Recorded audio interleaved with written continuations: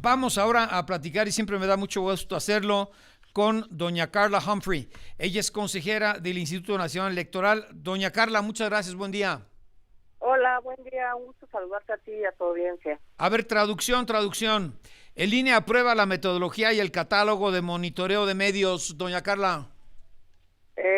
Sí, desde los 90 se empezó a hacer este monitoreo de espacios noticiosos en radio y televisión para ver qué cobertura se daba a cada uno de los candidatos y candidatas, en qué términos, etcétera. Luego se formalizó, ya es una obligación legal, es obligatorio para el INE llevar a cabo este monitoreo. Lo aprobamos su realización el 31 de mayo y el viernes pasado lo que aprobamos pues fue una serie de metodología y también la aprobación de la emisión de la convocatoria para que distintas instituciones académicas puedan presentar sus proyectos y nosotros pues podamos determinar cuál de ellas realizará este monitoreo.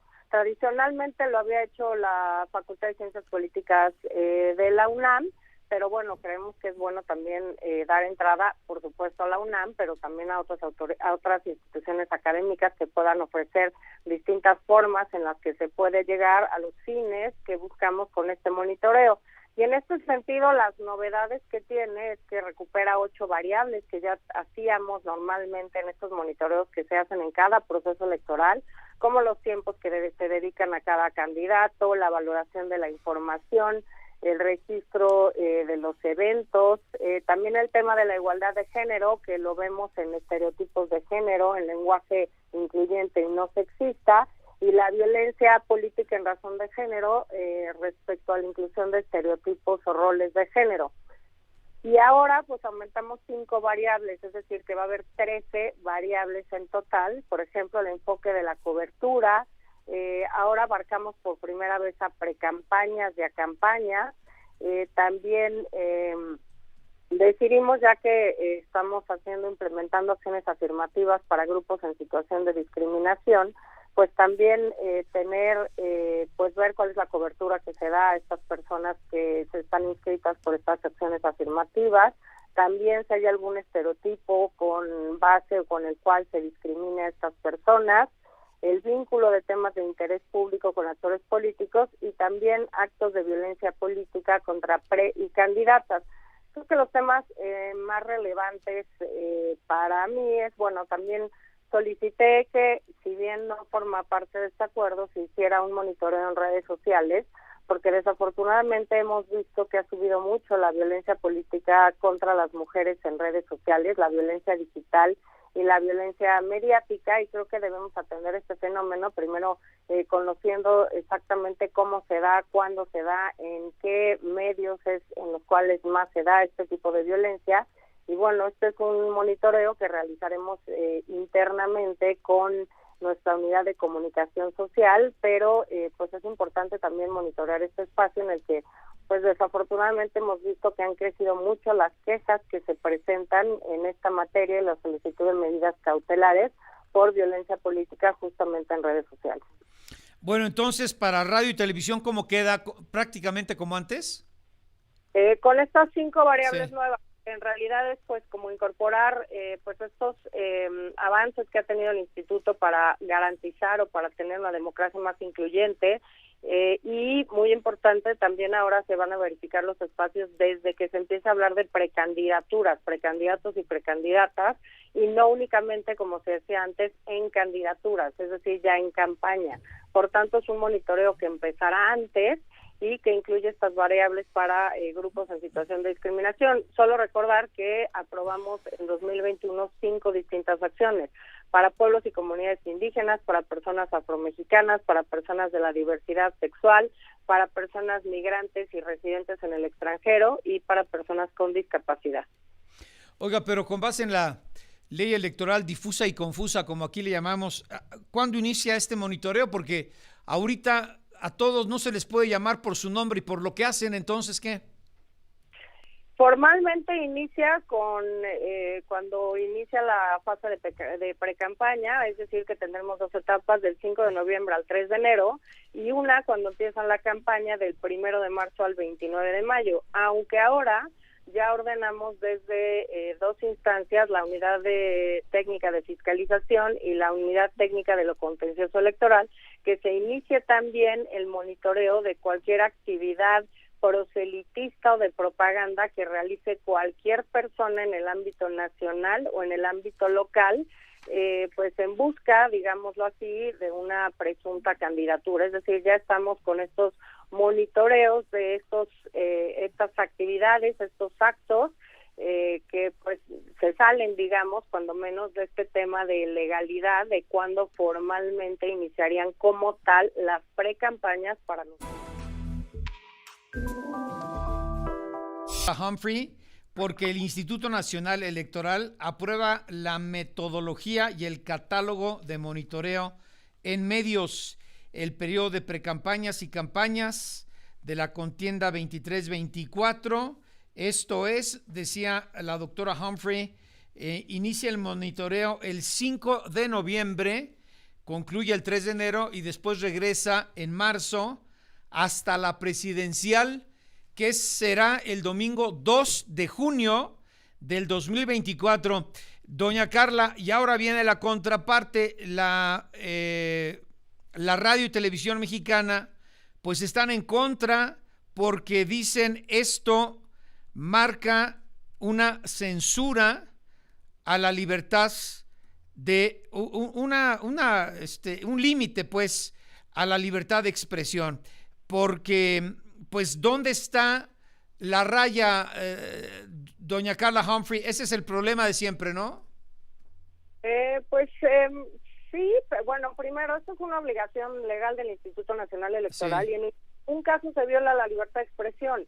Nosotros no vamos a sancionar a programas de radio ni de televisión por la cobertura noticiosa que le den a candidatos o precandidatas. Es solamente un informe que se presenta en Consejo General para visibilizar cómo se tratan a los distintos candidatas y candidatos, si se ejercen actos de violencia política, si siguen habiendo estereotipos de género, si se utiliza lenguaje no sexista, pero no tiene las dimensiones que se le está dando a los medios de comunicación, como que estamos cortando la libertad de expresión y la cobertura noticiosa. Eso, respetamos por supuesto la labor periodística, nosotros no nos estamos metiendo en eso, sino que estamos viendo incluso la valoración de las noticias, es si se da una cobertura negativa, positiva o neutra de alguna candidatura. Sin embargo, esto es solamente pues para ver cómo es, digamos, el seguimiento de las actividades de cada candidato o cada candidata, cuánto tiempo se le da a cada una de ellas. Normalmente lo que hemos visto es que se le dan menos tiempo a las candidatas que a los candidatos. Normalmente, desafortunadamente, hemos visto estereotipos de género como, pues, cómo se viste la candidata, cómo se ve la candidata, si tiene permiso o autorización de su pareja, lo cual claramente es violencia política en razón de género. Ahora queremos ver si se le da seguimiento a las campañas de personas que estén postuladas por estas acciones afirmativas. Es decir, son solo monitoreos para ver cómo se va cubriendo y se les va dando, llamemos, una equidad en la cobertura y en los tiempos que se da a las noticias que generan las y los candidatos o las y los precandidatos. No tiene un fin sancionatorio para los medios de comunicación. No, pero sí las expresiones inadecuadas, entre comillas, que se emitan por parte de los conductores o periodistas, ¿no? Es lo que preocupa a la radio y la televisión. ¿Dónde está el límite y dónde está lo que se debe y lo que no se debe, no? Pues creo que puede generar obviamente alguna preocupación, pero también creo que en un país incluyente pues tenemos que todas y todos cuidar las expresiones respecto a cualquier persona, no solamente a candidatos y candidatas. Es decir, pues ¿por qué incluir estereotipos de género respecto a si una persona está gorda, está flaca, se operó de algo o no se operó de algo, en lugar de reportar los temas de campaña? Creo que eso es algo que tenemos que ir claramente desterrando, yo creo, y de nuestras relaciones privadas, pero también de las públicas, y esto es algo que pretendemos hacer notar o visibilizar, y creo que lo estamos logrando. Si los medios de comunicación están preocupados por cuáles expresiones pueden usar o no utilizar, pues me parece que vamos en la ruta correcta de poder quitarnos estas formas en las que excluimos a ciertas personas de cobertura en sus actos de campaña, o los tratamos de distinta manera o les damos menos tiempo. Quizá a alguien le den tiempo en los mejores espacios y hay campañas que no se cubren por ningún lado. Y eso puede ser una determinación de los medios de comunicación, sin duda. Estos informes que se van dando periódicamente en el Consejo General del INE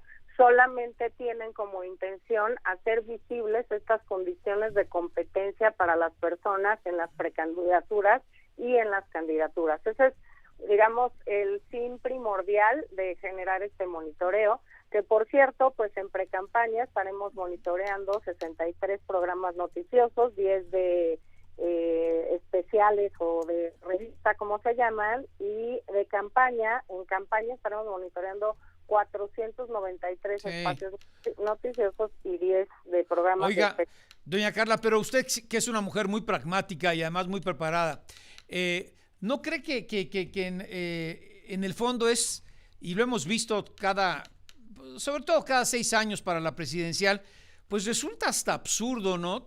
El costo para los mexicanos, porque todo esto se paga con impuestos, es altísimo y los efectos, pues prácticamente poco interesantes, ¿no?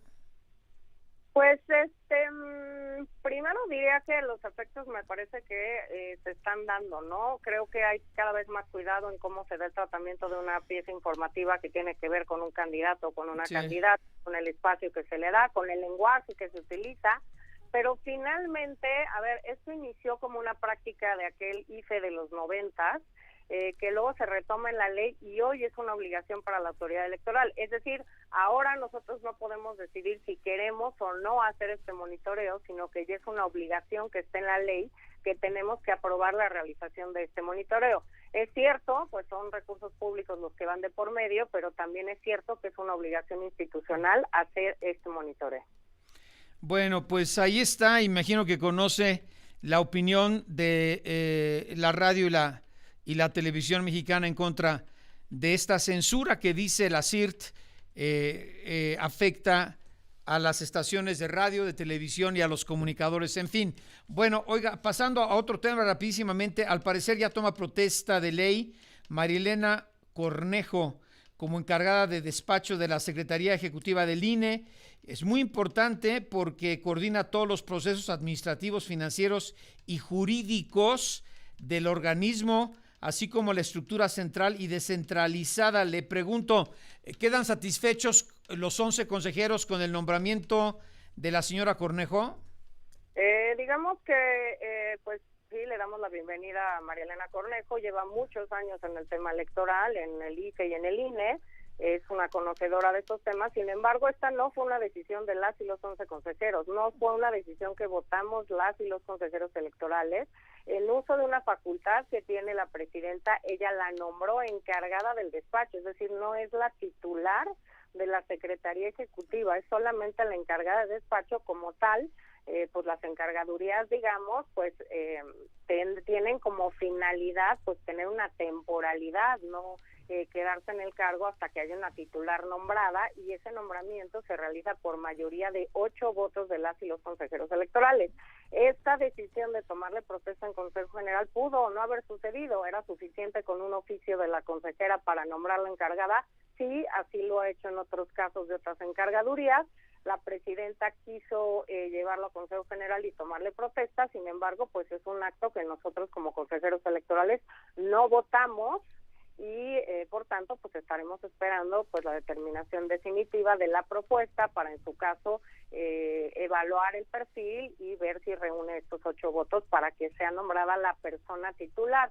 Marielena ahorita está como encargada del despacho de la Secretaría, que como bien señalas, pues es una parte fundamental del Instituto Nacional. Oiga, pero a ver, en la práctica, si la nueva presidenta del INE decide dejarla ahí hasta después de la elección, ¿se puede o necesariamente tienen que convocar a elecciones? No, a ver, esto es una parte interna del propio Instituto Nacional Electoral. Hay dos posibilidades, porque por supuesto pues se tienen que reunir estos votos para no tener este candado de no tener una figura que esté ahorita rigiendo las labores de la Secretaría Ejecutiva. Se utiliza la encargaduría de despacho. Sin embargo, lo ideal es tener toda la estructura para iniciar el proceso electoral. Pero a ver, conociendo la nueva estructura, la llegada de la nueva presidenta, lo que sea, ¿la van a dejar hasta después de la elección? Pues yo diría que no, yo sí fuera No, sería lo deseable, pero conociendo cómo se maneja ahí el asunto. Yo esperaría que tuviéramos la seriedad para nombrar al titular o el titular de la Secretaría Ejecutiva lo antes posible. ¿Pero depende de la presidenta? La presidenta tiene la facultad de proponer al colegiado a quién puede ser, con toda la estructura, la Junta General Ejecutiva. Como ya decía, aprobamos 10 cargos hace poco, faltan unos 5, entre ellos justamente la Secretaría Ejecutiva. Bueno, conclusión, sí se puede, doña Carla. Conclusión, no, si se puede, y hasta dónde se puede. La verdad es que es muy complejo y creo que las garantías para los partidos, para la ciudadanía y para quienes integramos el INE es tener ya los perfiles que definitivamente se quedarán durante el proceso electoral. Oiga, lo bueno es que con el rechazo del plan B, pues sí se mantiene la estructura operativa, administrativa y laboral, ¿no? Del instituto, ¿no? Bueno, hasta donde se puede, ¿no? Sí, eso la verdad es que dio tranquilidad en varios temas, la certeza jurídica de cuál es el marco que vamos a aplicar, de cuándo inicia el proceso electoral y de cómo se tiene que operar el siguiente proceso electoral. Bueno, pero con esto le hacen cosquillas al niño risueño, ¿no? Con el nombramiento de... ¿Cómo se dice? Con la encargaduría o eso, sí. Ya hemos tenido encargados. Sí, pero con la nueva. Pues. Dejamos. Grupo MSI.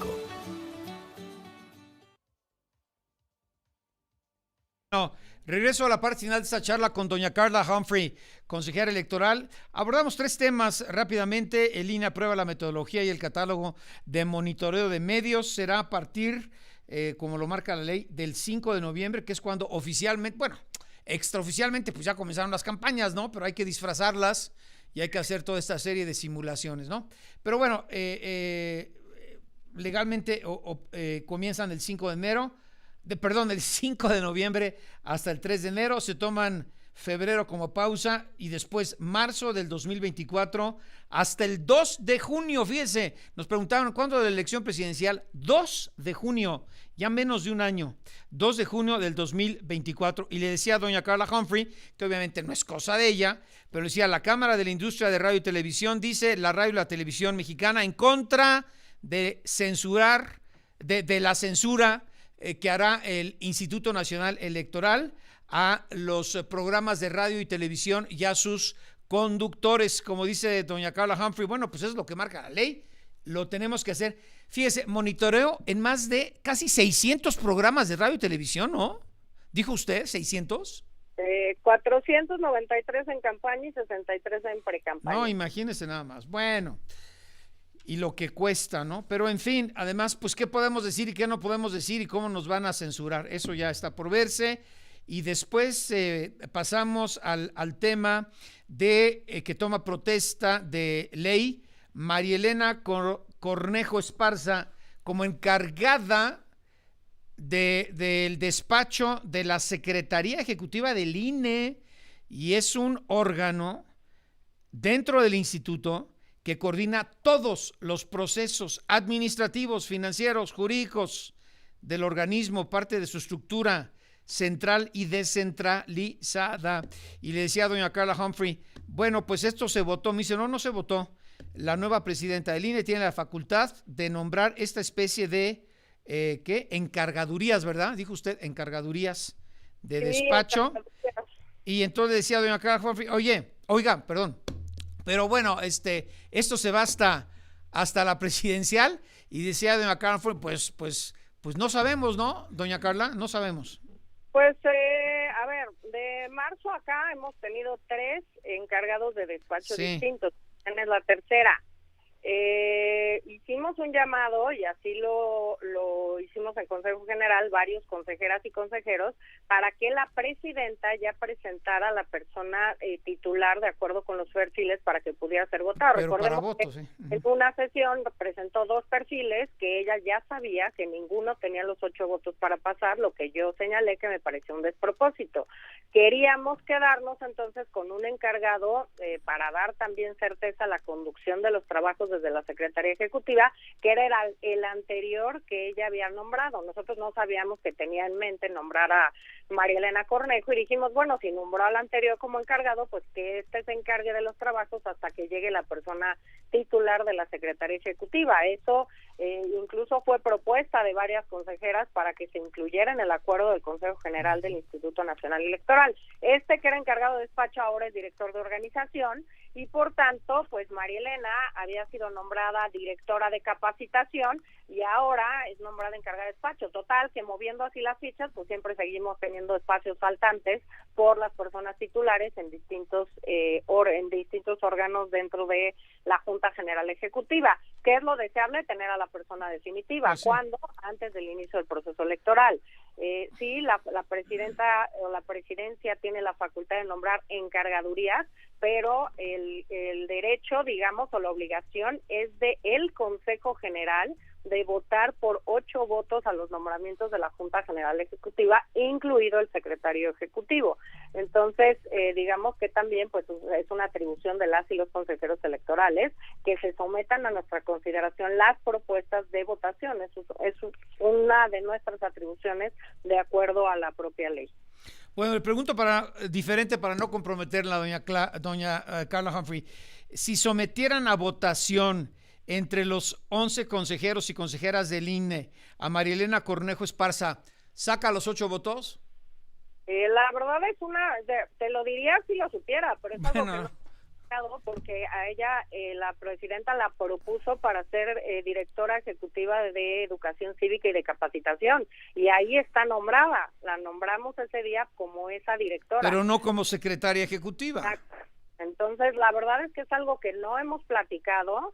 La presidenta solo nos comentó que quería nombrarla encargada del despacho de la Secretaría, y hasta ahí no hemos hablado de si ella pudiera o no quedarse como secretaria ejecutiva.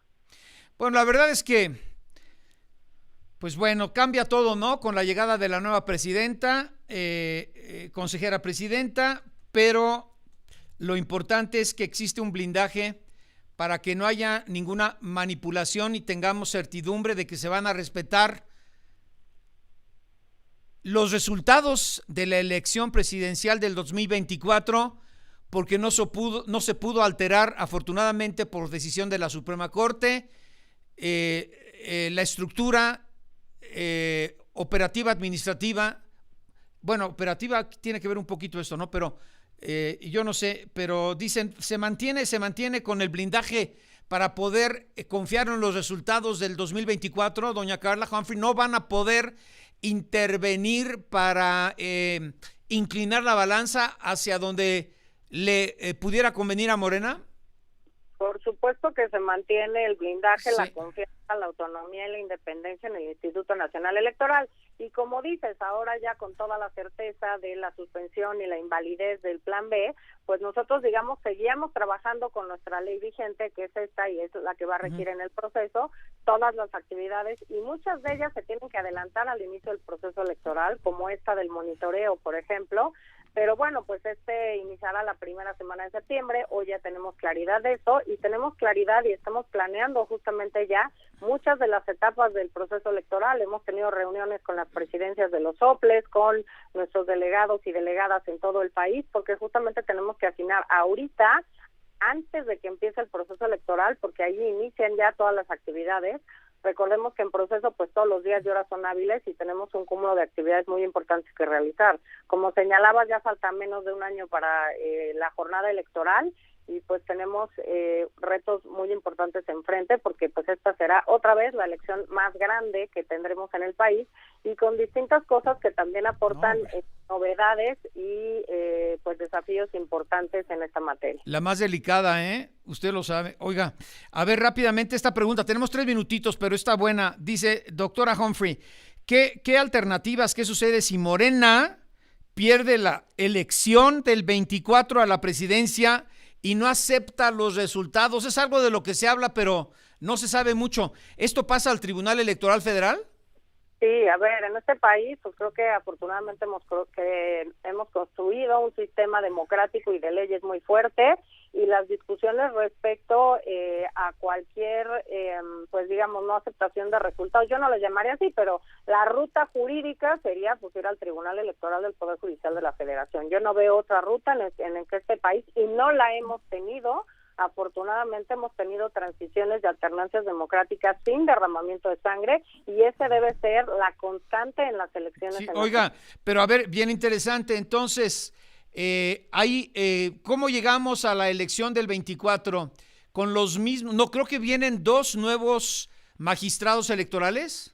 Sí, hay una renovación de 2 magistrados. Ahí estaría un poquito delicado el asunto, ¿o no?